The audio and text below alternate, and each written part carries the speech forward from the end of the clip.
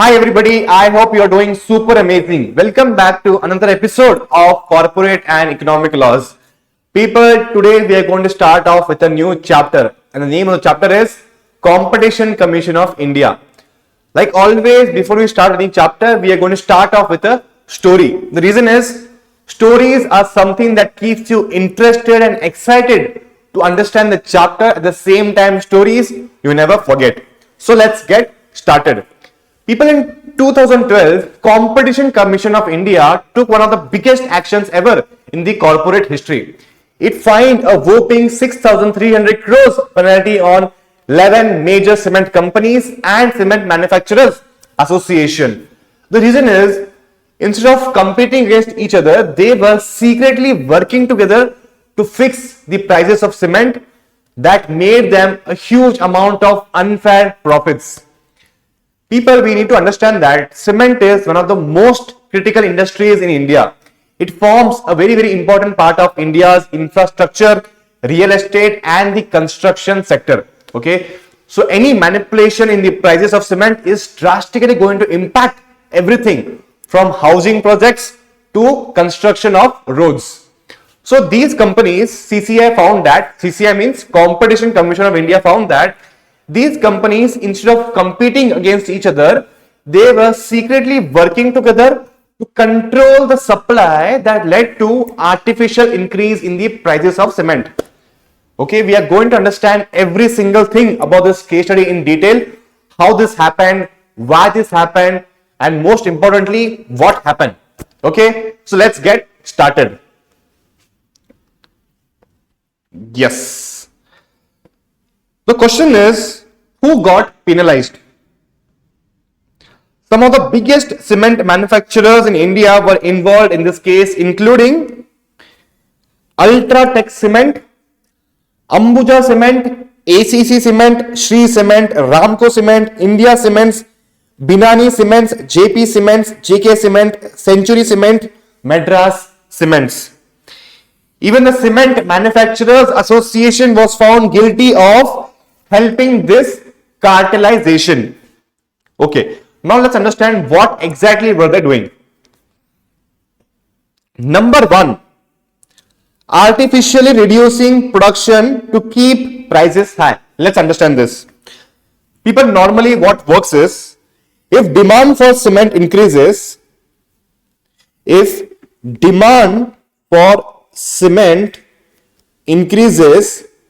the production of cement should also increase, right? The production of cement should also increase. At the same time, if demand for cement decreases, the price of cement should also decrease so that it can attract more customers, correct? This is what usually happens, but let's see what happened actually. Instead of producing more cement when the demand for the cement was high, they secretly agreed to reduce production. Instead of increasing the production, they reduced production even though demand was high. This created a fake shortage of cement in the market. This created an artificial shortage in the market. With less supply available, the price of cement automatically increased, even though there was no real reason for the increase in prices of cement. People, the demand for the cement goes up, the production of the cement should also go up. Okay, at the same time, if the demand for the cement goes down, the prices of the cement should also go down so that it can attract more customers. What actually happened was, these people secretly worked together. Even though the demand was high, they reduced the supply. Okay, instead of increasing the production, they reduced the production. That created an artificial shortage in the market that led to superbly inflating the prices of cement, that led them to make huge amount of unfair profits. Even though the price of the cement, there was no real reason for it to increase. Number one is, people, artificial reducing production to keep prices high. Next, coordinated price increases. Okay, let's understand it. Each company should set its own price based on production cost, competition and demand. Correct? If I am into a cement manufacturing company, I would obviously fix the prices of cement based on the competition, the production cost and demand. Usually that should happen. But what these people did was, instead of competing, they moved together like a gang. So if I increase the price, everybody will start increasing the price, even though there was no actual reason for the increase in the price. If one company increased cement prices, the others immediately followed. No one kept their prices lower to compete, meaning customers had no choice but to pay more. If you want to understand it in a simplest manner, people, let's say 5 cab drivers in a city operate independently. Normally, if one driver increases their fare, others will offer cheap prices to attract more customers, correct? But what if all 5 drivers secretly met and agreed, whenever one of us increases the fare, everyone must increase it at the same time? This was what happened between these cement manufacturing companies. So no matter which cab you take, you will be forced to pay the high price. That's exactly how the cement companies manipulated prices, people. Next, these people also shared secret business data through Cement Manufacturers Association. That's an industrial body, people. Companies should keep their pricing and production strategies private and compete fairly. They should not know what their competitors are planning. But it was what entirely opposite happened with these 11 cement manufacturing companies. The Cement Manufacturers Association, an industry body, was used as a secret platform where these companies shared sensitive business information as to, they told each other clearly how much cement they were producing, when they planned to increase the prices, how much cement each company was supplying in the market. So instead of competing independently, they coordinated their actions based on this shared information. Every one of them were working together secretly to control the supply and price fixing. They ensured no company broke away and lowered prices, keeping the cartel super strong. Next, what happened was, this is very important, people. This will really touch your heart. India had huge infrastructure projects like roads, bridges, buildings that require large amount of cement. Because these companies artificially kept the prices high, the government and the private builders had to pay extra, making projects even more expensive. Because the prices of cement was high, the government and the private builders had to pay extra, keeping the entire project cost expensive. Ultimately, this is very important. Ultimately, this cost was passed on to the ordinary people in the form of higher housing prices and expensive infrastructure projects. Let's understand this with an example. A builder planned to construct an apartment project for 10 crore rupees. Normally, if cement prices were fair, the total cost would have been 8 crores rupees. Okay. Normally, if the cement price was fair, the housing prices would cost 8 crores rupees. But because a group of cement sellers unfairly increased the prices, the construction cost went up to 12 crores. From 8 crores, it went up to 12 crores because of the artificial shortage of cement in the market that led to artificial price increase in the market. Now, this is very important. This left the builder with two choices.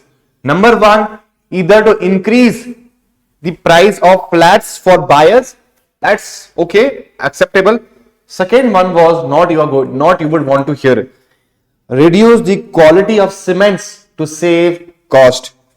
This way, not just the government but also the home buyers and businesses suffered, people. People, imagine if your house is built with low quality cement, such a pathetic situation it is. Anytime your house can collapse because of reduced quality in the cement. So people, such type of industries are those which should be never ever messed up with. Correct? Yes. So ultimately these people did four things. Number one, artificially reduced production to keep prices high. Number two, coordinated price increases. If one of them increase, other four players also start to increase. Secretly sharing business data as to how much cement should produce, how much cement should be supplied to the market. And then last was exploiting government projects and the construction companies. Either they will increase the prices of housing or they will reduce the quality of the cement people. People, I forget to tell you this. When they plan to increase the prices, how much? Yeah, only 3 points. Okay, yes. People, now bigger picture is, why was this such a serious crime? It directly hurt India's economy by making housing super expensive, increasing cost for infrastructure projects like roads, bridges, metro, etc. Number three, blocking small cement companies from competing in a fair manner. Number four, slowing down the economic growth because of high construction cost. These were the impacts that would actually caused in the infrastructure, real estate and the construction sector. Now let's understand how CCI caught them. The Builders Association of India lodged a complaint against these cement giants, claiming that they were manipulating the market. The CCI launched an investigation and gathered strong evidence, including price movement patterns. The CCI noticed that whenever one company increased prices, the others follow the same time, even though there was no actual increase in demand. Okay, even though there was no increase in demand, still the prices was going high. Why? Because these people are working together secretly. Number two, production cutbacks. When demand was high, these companies were supposed to produce more, but instead they reduced output to keep the supply tight and price high. Internal communication. The Cement Manufacturers Association was acting as a hub whereby these companies to coordinate their actions, which was a clear sign of cartel behavior. Now let's understand what was the final verdict by CCI. In June 2012, the CCI delivered a massive blow to the cement cartel, imposing a 6,300 crores penalty, the biggest penalty ever imposed in the history of corporate. Ultratech Cement was penalized 1,175 crores, ACC Cement 1,100 crores, Ambuja Cement 1,100, Jay Prakash, India Cements, Ramco Cement, Shree Cement, Binani, JK, Century, Madras Cement Manufacturer Association. This penalty was calculated at 0.5 times their net profits for 2 financial years, sending a strong signal that cartelization wouldn't be tolerated in India. Now let's understand one final thought as to how powerful is Competition Commission of India. The Competition Commission of India proved its strength by taking on some of the biggest names in the history and imposing a massive 6,300 crores penalty, one of the highest in the Indian corporate history. What did this case prove? Proved 3 things. Number 1, no company is too big before CCI. Number 2, CCI has got real power. It can investigate, it can collect evidences, it can find companies that break competition laws, people. And number 3, fair markets benefit everyone. After the case, cement prices became competitive, benefiting businesses and consumers. The CCI continues to be a watchdog, ensuring that powerful companies do not abuse their position and that Indian consumers and businesses get a fair deal, people. This was a story of showing how powerful Competition Commission of India is. And that's our next chapter, that is Competition Commission of India. Shall we get started, people? How was the story? Please let me know in the comment section, okay? Yes, people. So let's get started.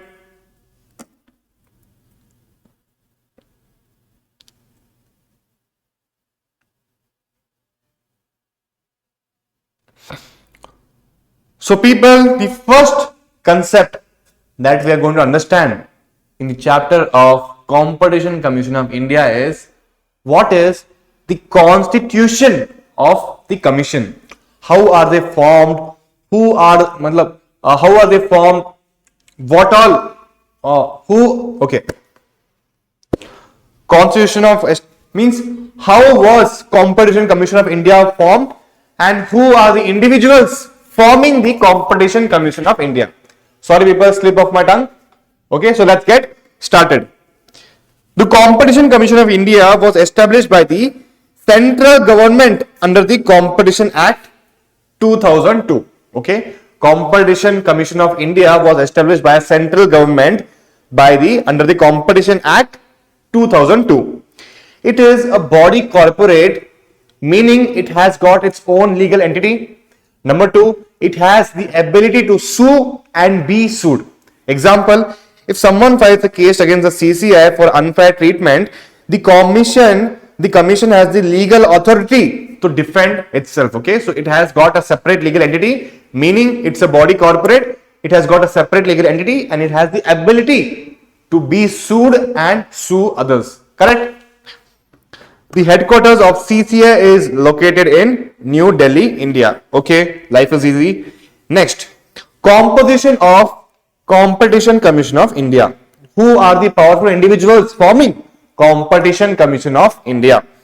The CCI consists of one chairperson who is the head of the commission, a minimum of 2 and a maximum of 6 members. All members are whole-time members, meaning apart from their duties of discharging their functions as a member of Competition Commission, they cannot perform any other duty like doing a job, doing a business or doing a profession. Okay, whole-time members mean they cannot take up any job, business or responsibility while serving in the CCI. Example, suppose Mr. A is appointed as a member of the CCI while serving in this position. He cannot work as a lawyer, consultant or hold a position in any private company. Clear? Next is, who can be appointed as chairperson or member? The chairperson and members must be two things. Number one, a person of ability, integrity and standing. Okay, ability means he should have the ability to discharge his functions as a member of Competition Commission of India. Integrity means, people, doing the right thing even though nobody is watching. That is the meaning of integrity. Whatever I promise, I stand by my words. That's integrity. And standing means he is well respected in the society. So 3 things. Number 1 is integrity, standing and ability. Number 2 is someone who has got at least 15 years of professional experience in any of the following fields. What are those fields?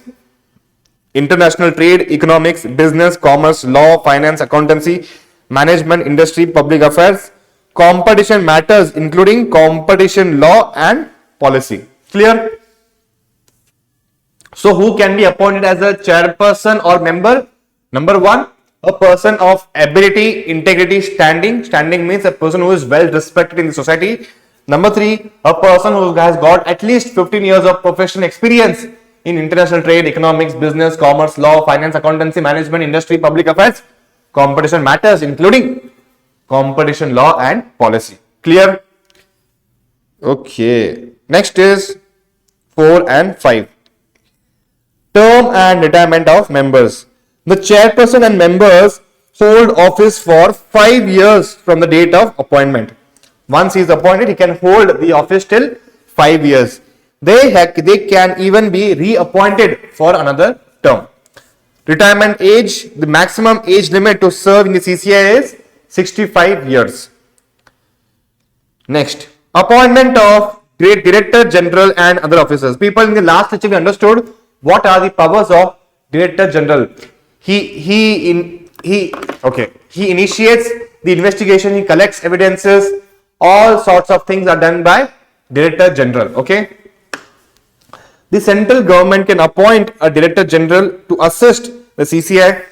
The Director General responsible for conducting detailed inquiries and investigation. Number 2, gathering evidences related to violations of Competition Act 2002. Number 3, submitting reports to the Commission. Now people, if you want to learn these 5 things, I know I did it super fast, but what I'm going to do now is I'm going to shift towards the right hand side. Ta-da! This is your mind map, people. This is your mind map. Number 1, Constitution of Commission. First point was establishment of Competition Commission of India. Competition Commission of India was established by central government under Competition Act 2002. It's a body corporate, meaning it has got its own legal identity like a company. Number 2, it has the ability to sue and be sued in the court of law. Last year, its headquarters is in Delhi. Understood? We read it, people, 10 times quicker compared to the text using mind maps, and that's the power of mind maps, people. Next, composition of commission. Consist of one chairperson who is the head of commission. Number 2, minimum of 2 members, maximum of 6 members, and members should be whole-time members. They should not, whole-time members means they should not practice job, business or any other profession under any law. Okay. Next, who can be appointed as chairperson or member? A person with integrity, ability, standing. He should be a person who has got at least 15 years of professional experience in the field of international trade, law, economics, public affairs, finance, business, commerce, accountancy, competition matters, including competition law and policy. People, so quickly we are reading. See, this is the power of mind map, people. I would want you to draw this mind map quickly. It will be very, very helpful before the exams. Next, term plus retirement of members. Term of office, that is, he can hold office for a minimum, for maximum 5 years from the date of appointment. And C and M means, people, chairman or member can hold office maximum of 5 years from the date of appointment, plus he can be reappointed for another term. Next, age limit. Maximum age limit is 65 years. Appointment of Director General plus other officers. Central government can appoint Director General to assist CCI. Now, Director General responsible for conducting detailed inquiries plus investigation, gather evidences related to violations of Competition Act 2002, submitting reports to the Commission. So quickly we read, see people, this is the power of mind maps. So people, I would want you to pause this video and draw the mind map on the right hand side of the content. Okay. 5, 4, 3, 2, 1, bam.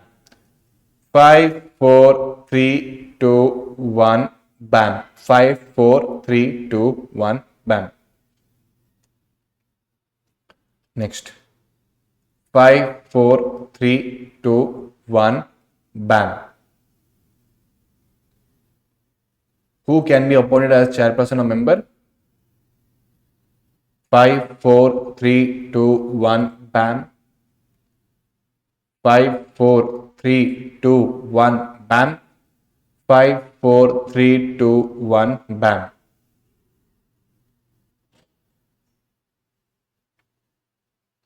Next, term plus retirement of members. Term of office 5, 4, 3, 2, 1, bam. 5, 4, 3, 2, 1, bam. 5, 4, 3, 2, 1, bam. 5, 4, 3, 2, 1, bam.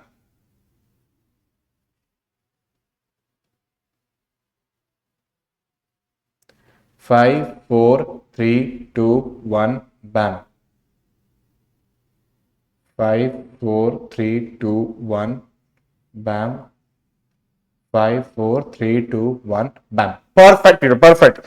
Let's read it once again. So, Constitution of Commission. Under there, how many points are there? 5 points are there. Number 1 point is establishment of Competition Commission of India. So, it is established by central government under Competition Act 2002. It's a body corporate, meaning it has got its own legal identity like a company. Plus, it has the ability to be sued and sue. Okay. Next is headquarters is in New Delhi. People sue and can be sued means ability to file a lawsuit against any person, or any person can file a lawsuit against Competition Commission of India. That is the meaning of sue plus can be sued in the court of law. Next, composition of CCI consists of one chairperson who is the head of commission. Next is minimum 2 members, maximum 6 members. Members should be whole-time members. That means they cannot practice job or business profession. Yes. Who can be appointed as chairperson or member? Person with integrity, ability, standing, 15 years, okay, at least minimum 15 years of professional experience in international trade, economics, law, business, finance, public affairs, commerce, accountancy, competition matters, competition law plus policy. Next, retirement and term of members, term of office, chairman or member can hold office for a maximum of 5 years from the date of appointment, plus they can be reappointed for another term. Next is retirement age, maximum age limit is 65 years. Appointment of Director General plus other officers, central government can appoint Director General to assist CCI. Director General is responsible for conducting detailed inquiries and investigation, collecting evidences related to violations of Competition Act 2002, submitting reports to the commission. That's it, people. That's it.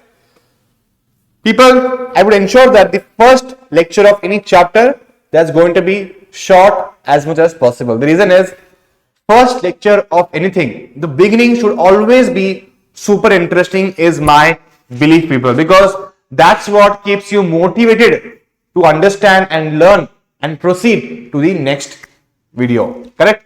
So I will keep this content super short, people. Last topic we will discuss and then we will end this lecture. Okay? Yes, people. Next, duties and powers of the commission. Duties and powers of commission. The Competition Commission of India is responsible for ensuring fair competition in the market. Okay. Number 2, protection of consumer interest. Number 3, freedom of trade for businesses. Okay. So Competition Commission of India, in this cement example, we understood that it will ensure that the market is so easy for new players to enter the market, plus the market should be so much competitive and healthy that new players should not only enter the market, but they should also be able to compete against the competitors. Okay, this is called as fair competition in the market. So small cement companies were drastically affected. So because Competition Commission of India charged a whooping fine of 6,300 crores, everything stopped, because of which the small cement companies were benefited. People, the reason is the cement prices goes up. If cement prices goes up, small cement companies, they have to purchase a lot of cement to claim discount in the prices of cement. Now small companies, do you think they have got the required finance to purchase such a huge quantity of cement? Do you think they have got the finance? They did not get the finance. They don't have the finance, because of which small cement companies were forced to shut down because of these players. So because Competition Commission of India entered, it ensured fair competition in the market. It ensured protection of consumer interest. Housing prices will not be increased because of these people. At the same time, construction of roads and all that prices will also not be increased. At the same time, quality of cement will also not be compromised. So in this way, CCI protected the consumer interest. Number 3 is freedom of trade for businesses. Means small businesses should be able to enter into this business. Correct? Usually people, it is difficult to enter into any market. The reason is dominant players will never let us to enter the market, let alone compete against them. First, they should let us to enter the market. That is called as freedom of trade for businesses. When we enter the market, then they should not use unfair trade practices to stop us from competing against them. Okay. Number one is entering the market is important. Number two, competing against these players are important. Correct? So CCA ensures every single thing is followed. It prevents monopolies, unfair business practices, anti-competitive agreements. Yes. Now let's understand the duties and powers of Competition Commission of India. Last topic, okay? The CC power to inquire into anti-competitive practices. The CCA has the power to initiate an inquiry when on its own motion, that is, Commission itself decides to investigate a company. Commission believes that yes, something is going wrong. I should investigate against this matter. I should investigate in this matter. So it is suo motu. CCI, it is doing it by itself. Otherwise, it can do on receiving information from a consumer or a trade association, a government authority, that can be central or state. Next is statutory authority. It can be SEBI, RBI, etc. So CCI has the power to initiate any inquiry when on its own motion or on receiving information from three people. Number one is government. Number two is consumer or trade association. Number three is regulatory bodies. Clear? And example, if several consumers complain that a telecom company is charging unreasonably high prices, the CCI can initiate an inquiry. Clear? First is power to inquire into anti-competitive practices. Next, factors determine anti-competitive agreements. What are the factors that CCI will determine to conclude whether it is anti-competitive practices or not? When analyzing when an agreement harms competition, the CCI considers the following factors. What are the negative effects on the competition? First, CCI will see this. Barriers for new businesses. Okay. Does this agreement stops new businesses from entering the market? Number one, it will see. Number two is blocking market entry. Does it prevent new companies to compete against okay. Blocking market entry means, does it stop new companies to compete against the existing companies in the market? Number two. Number one is, does the agreement makes it difficult to enter the does it okay. Does this agreement makes it difficult for companies to enter the market? Number one, after entering the market, does the agreement makes it difficult for them to compete against the existing players? Number two. Number three, is it designed to eliminate the existing businesses? Is the agreement between two players, that is unfair business practices, is focused is to eliminate the existing business? That also CCI will check. Okay. When analyzing when an agreement causes harm to the competition, the CCI considers the following factors. Three factors. Number one is, does the agreement make it difficult for new companies to enter the market? Does it make it difficult for new companies to compete against the old companies in the market? Does it eliminate the existing businesses? That CCI will check. Okay, negative effects on competition. Now CCI will also check what are the positive effects of this combination. Does it improve the product quality or reduce prices? Okay, imagine whatever agreement these cement manufacturing companies did, bad elements are there. Okay, now CCI will also check if because of this agreement, does it lead to increase in the quality of cement or reduction in the quality or reduction in the prices of cement? That also CCI will check. Next is improvement in production or distribution. Does it help the businesses to operate in a more efficient manner? That also it will check. Number three is encouraging innovation. Does that agreement support new tech or scientific advancements? Okay.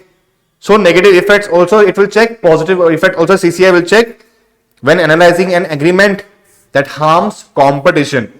The CCI considers the following factors: negative effects and the positive effects. Clear? Let's read it once again.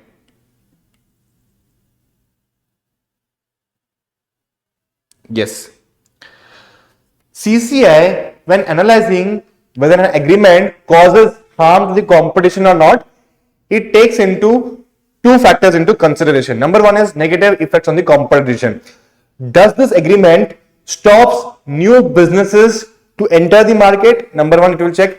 Number two is, does this agreement stops new businesses to compete against the old players in the market? Number two. Number three is, does this agreement eliminate the existing players from the market? It will check.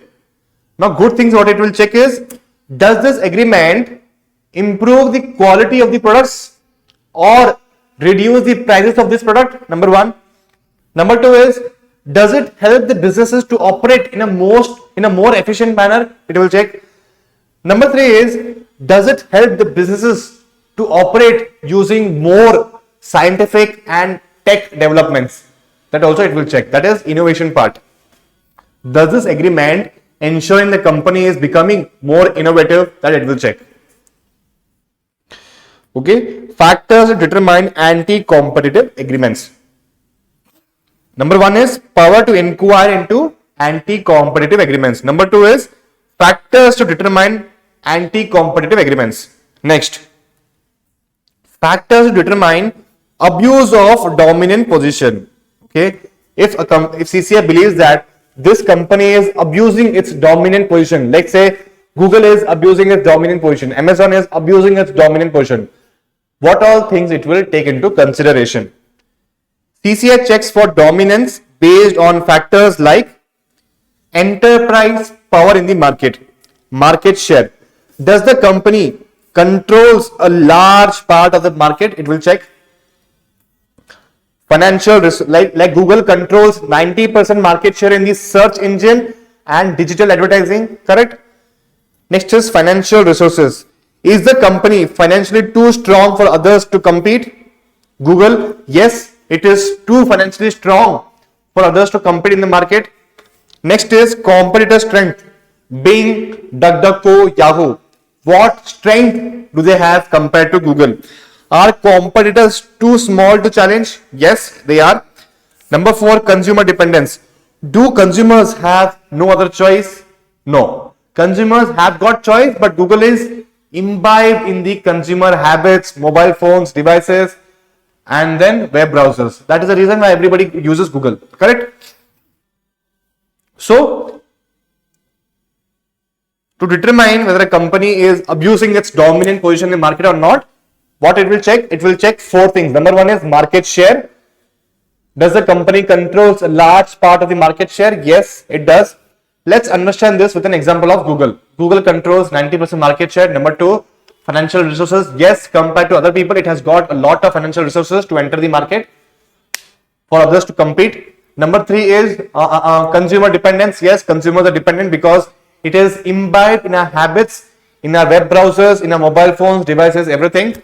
And number four, competitor strength. Bing, Yahoo, DuckDuckGo are too small to compete against Google. Yes, Google holds a dominant position in the market. Correct? Next, determination of relevant market. Before taking any action, the CCI defines the market where competition is affected. Okay, Google's relevant market was search engine, and digital advertising market was the relevant market for Google. Correct? Amazon's relevant market was retail selling online retail market. Okay, Amazon's relevant market was online retail market. Clear?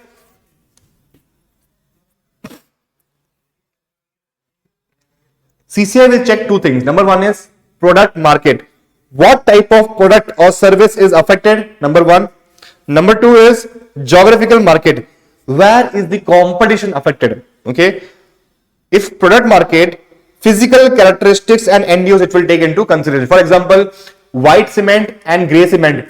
They are different types of cements. They are used for different purposes. So there may be different markets, separate markets. Okay. Next, the first is physical characteristics and its end uses. White cement, gray cement, remember, okay?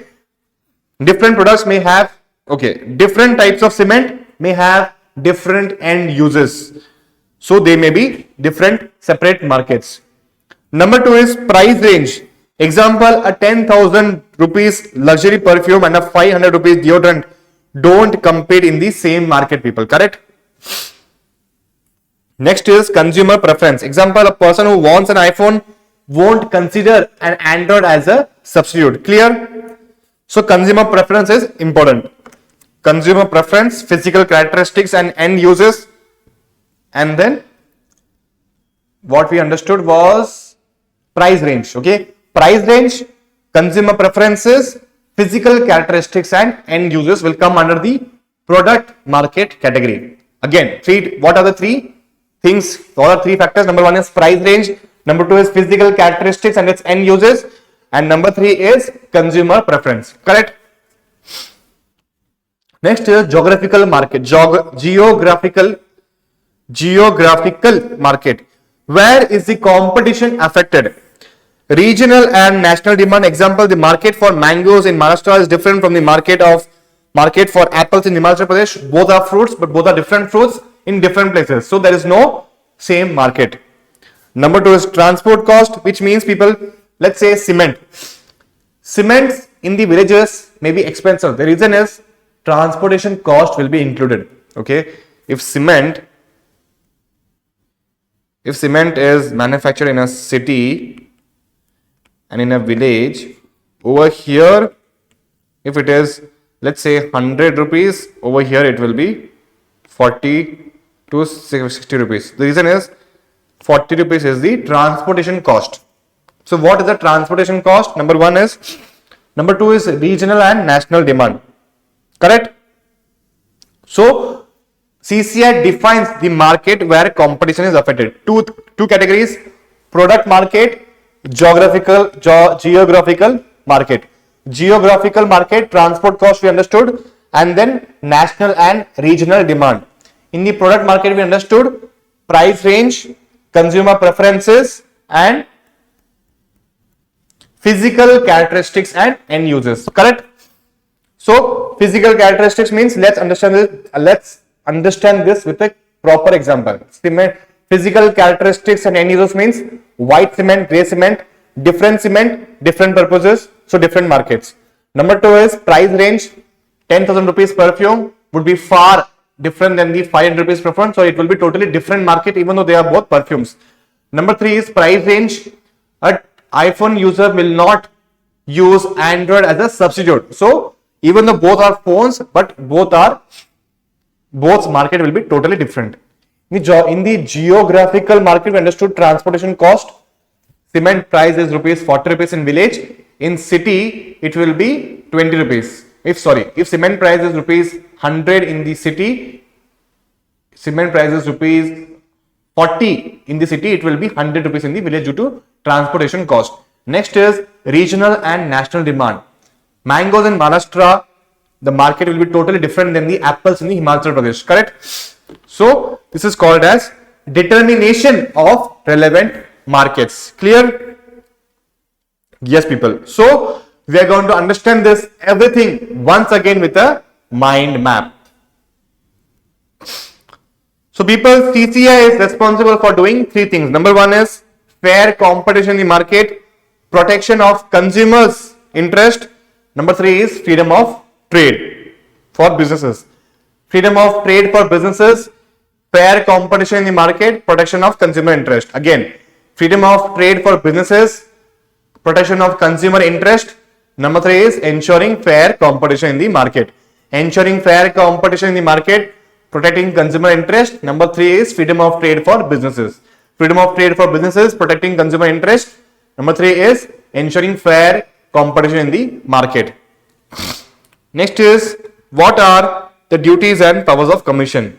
So basically, competition prevents monopolies, unfair business practices, and anti-competitive agreements. Okay.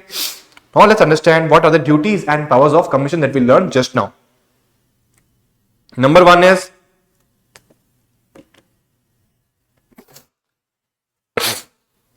power to inquire into anti-competitive practices. Number one is power to inquire into anti-competitive practices.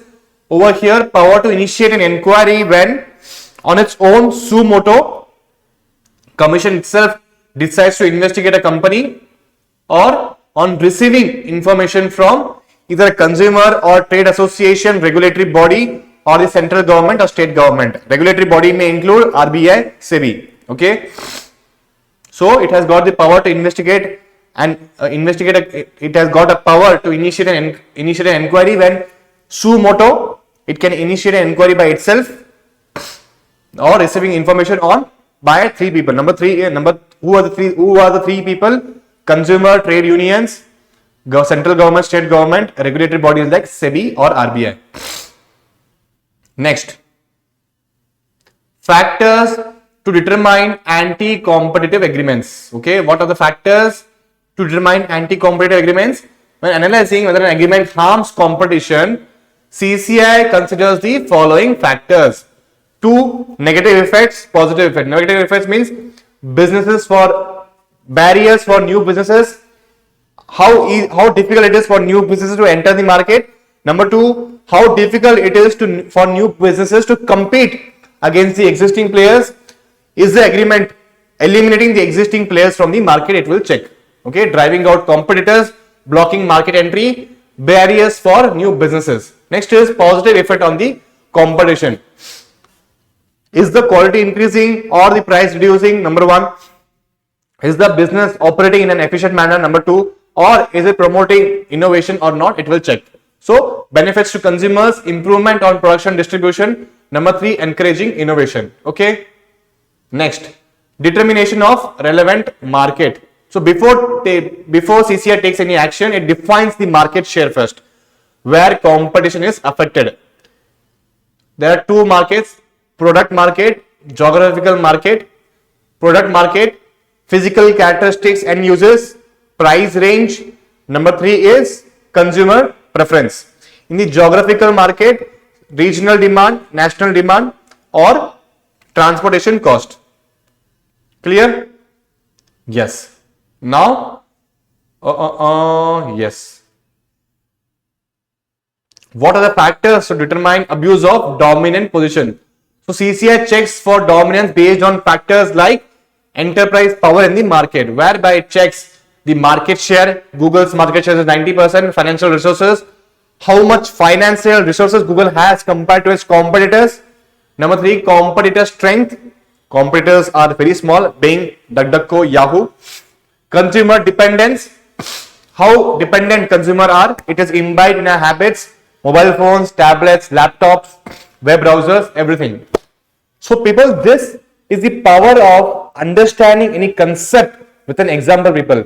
Just because we understood this concept, we are using Google's example that we understood in the last chapter to visualize the points.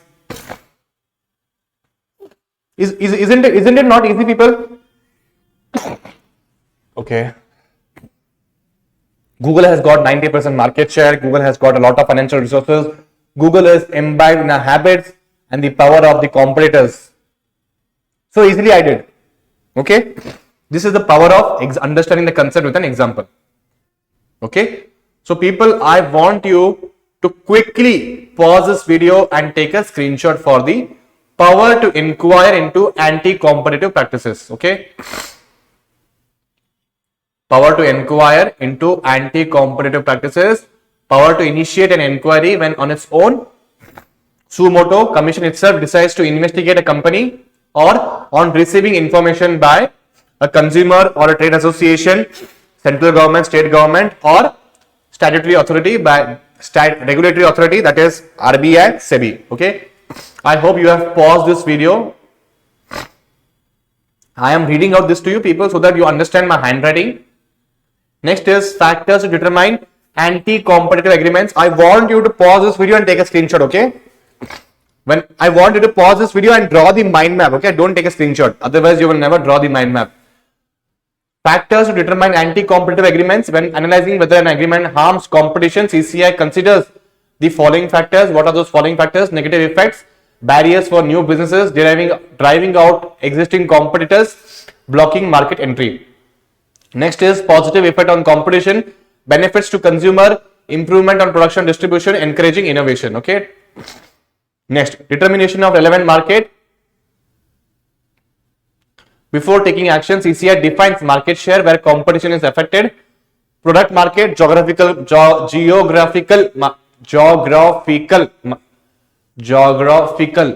market. Yes, I'm pronouncing it right. Product market, physical characteristics, end users, price range, consumer preference, regional, national demand, plus transportation cost. Okay. Factors to determine abuse of dominant position. CCI checks for dominance based on factors like enterprise power in the market, where it observes market share, financial resources, competitor strength, consumer dependence. Yes, people. This also you can draw the mind map quickly. CCI is responsible for ensuring fair competition in market and protection of consumer interest, freedom of trade for businesses. Duties and powers. Over here it prevents monopolies, unfair business practices, anti-competitive agreements. Yes, people, yes. If you have got any doubt, I would want you to drop that doubt immediately on my WhatsApp message 74990545559. Okay. Immediately drop me a WhatsApp message or drop your doubt in the YouTube comment section. Whatever you feel is convenient. I will be happy to resolve your doubt as soon as possible, people. Another thing, people, if you want these notes, you can quickly contact Hgpa Academy from the YouTube link below. You will get your notes immediately. Alright, people, I would want you to share this video to all your friends who are struggling with how to study, from where to study, because this note is going to make their work super easy for them. Enough? So I will want you to share this video, and if you like this video, please hit a like button so that it reaches a lot of people. And yes, people, thank you so much for watching. We have been a wonderful audience. Thank you so much for watching. I will see you in the next one.